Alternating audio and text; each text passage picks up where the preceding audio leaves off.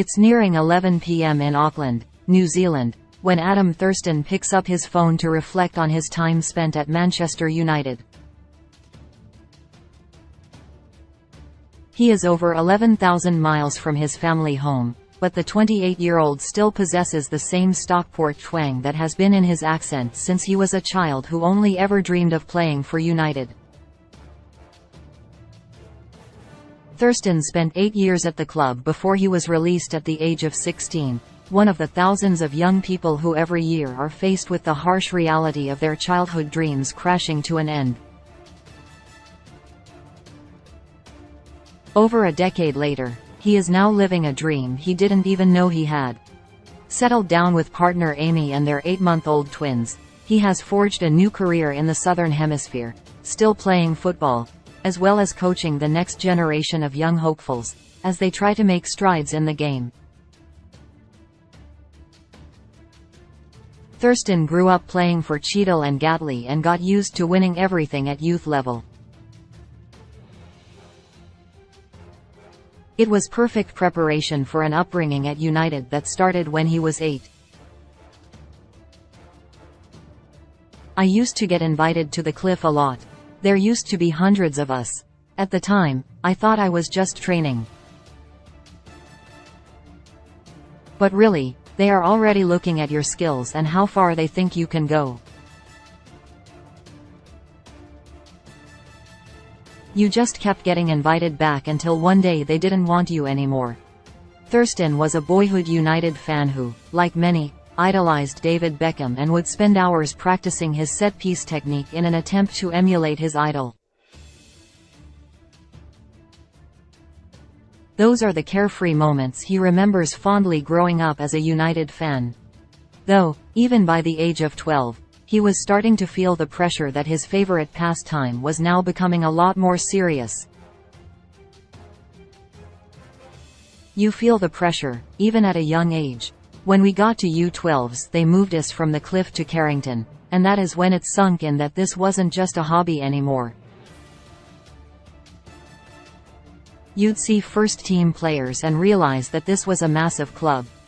You had eyes on you across every session, and there was pressure to do well every single time you played. I lost the fun I had when I was a kid. I think the reason I didn't get to the top is I just felt too much pressure when I was playing. I didn't enjoy it anymore.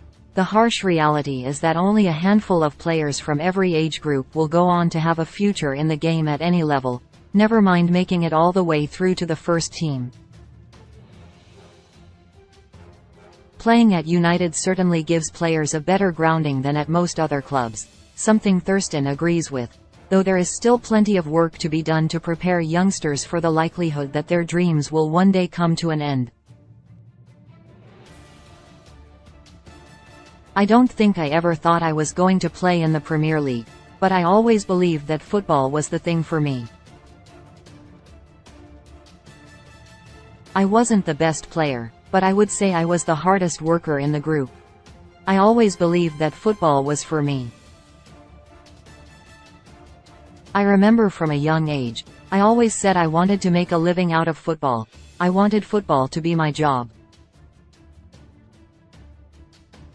Thurston draws from his time at United within the coaching work he does now, and he is particularly keen to ensure he is there to support the players in the same way his former coaches used to look out for him.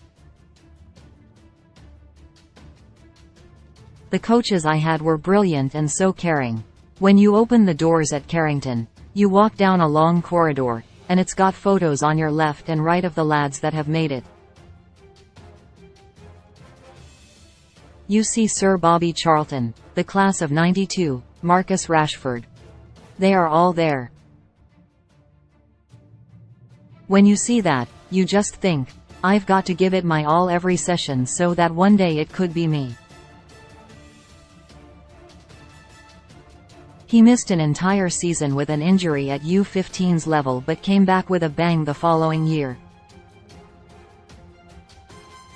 He felt like he was playing the best football of his life, though it wasn't enough to convince United to keep him around any longer. I kind of knew I was going to get released. I sat down with my mom and dad in a meeting. It was with Brian McClure and Tony Whalen, who is a top guy. Basically, they said they could now sign players from anywhere across the world, so that was my level of competition now. It wasn't just about being the best in my local area. I wasn't quite at that level, and they thought it would be best for me to go elsewhere. Thurston was fortunate to have such a supportive family around him, and they were determined to help him find a new club as soon as possible. While he was out with his mates, his mum was fielding calls from a range of different clubs, trying to organize trials for her son to get himself back on the football ladder. I had somewhere in the double digits of offers. I went to Leicester, Stoke, Leeds, Ipswich, Leicester, Crewe, Birmingham. I got rejected by them all. I was a quiet guy. I was brave and committed on the pitch, but away from it, I just wasn't very chatty. I think that might have played a part. They looked at me and thought, personality-wise, I wasn't the right fit. It was not until he was introduced to United Academy graduate Danny Pugh that he finally managed to get back on track. Pugh gave him much-needed advice about his own time after leaving the club and forging a career elsewhere. He told me to just go off my own feelings. I had a few decent trials, and clubs asked me to come back, but it just didn't feel right for me. When I did end up going to Preston, I just had a great feeling about it. How they welcomed me, how they treated me, and the overall facilities they had as well. I was not in school anymore, so I trained twice a day. It felt unbelievable, but it was hard work. Those double sessions every day, cleaning the senior players' boots, it was all so tiring. We lived in a house, 18 lads together. The first and second year scholars, and they are some of the best memories, not only as a player but also as a young kid. He won 2 youth titles at the club, and trained with the first team, yet a senior contract never arose. Towards the end of my second year, a new manager came in, and he got rid of a lot of the pros. He cut the squad from 35 to 25, he didn't want a big squad. So we got rid of the reserves, which meant that we knew not many of us were getting scholarships. I was definitely on the fringes. I feel like I just missed out. The week leading up to the decision, I was training with the first team, and some of the boys were asking me if I'd be on the bench that Saturday. I didn't even end up getting into the squad. It was all touch and go, and I just missed out. Thurston just wanted to play, and he'd get a real baptism of fire the following season. He signed for Hyde in the Football Conference, in what would be an incredibly difficult season. The club would win just 1 match across a 46-match league season, taking just 10 points across the campaign and finishing with a goal difference of -81. I was 18 and I was playing every week, proper men's football. I had never had a sniff of anything like that before. I really enjoyed it. We were just so young. We couldn't see out wins or results. We were just so inexperienced. He would go on to spend another season with FC United but was quickly becoming disillusioned with the lower levels of football and relished a new challenge to rekindle his love for the game. Thurston was introduced to Danny Greystone, an English-born coach of South Adelaide out in Australia. They were happy to give him a chance if he could get there, but there were no guarantees of a contract. He paid for his own flight to the other side of the world, and 5 days later he was on the plane. I just wasn't really playing in England at that time, but I still felt there was a player in me and that I could do something, just not here. I went out there to Adelaide, and I just started enjoying my football again.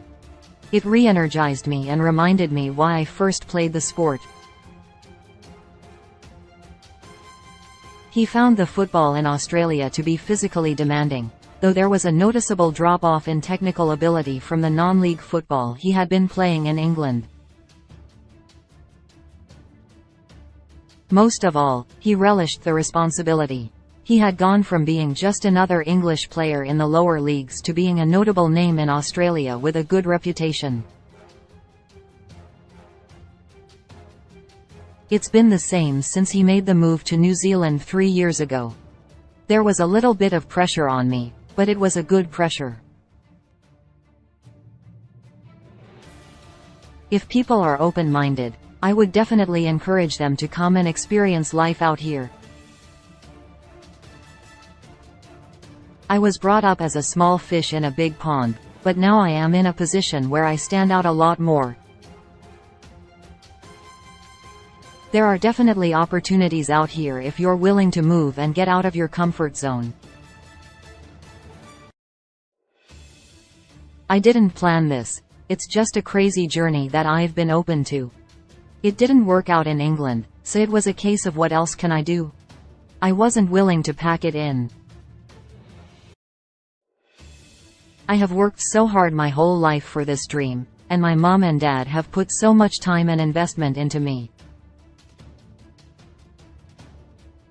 I've never really had the mindset of just packing it in. It's always been football.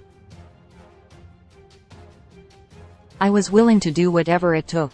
Since moving to New Zealand, Thurston has also gotten involved with coaching and now runs the Pro Project, which works closely with ambitious players at all levels, and offers bespoke, individually designed training sessions that target the identified strengths and weaknesses of each player. He's partnered with his current club, Eastern Suburbs AFC, with a key focus on player care as much as their own personal development. Right now they are working with over 100 players in Auckland, and the dream is to branch that out even further and help as many like-minded, ambitious players who want to better themselves on and off the pitch. It wasn't something he ever planned to do, but it has now taken his life in a completely new direction that he couldn't have ever dreamed about. My biggest fear always, and I used to lose sleep over this, was what after football. For the first time, I am comfortable saying my main focus now is my coaching, my business, and helping other young players. I never set out to do it. When I started off, I was really positive, and then I fell out of love with it. I learned so many good things, especially from being at Man United about how I was as a player. I want to be able to pass on that same advice to other players now.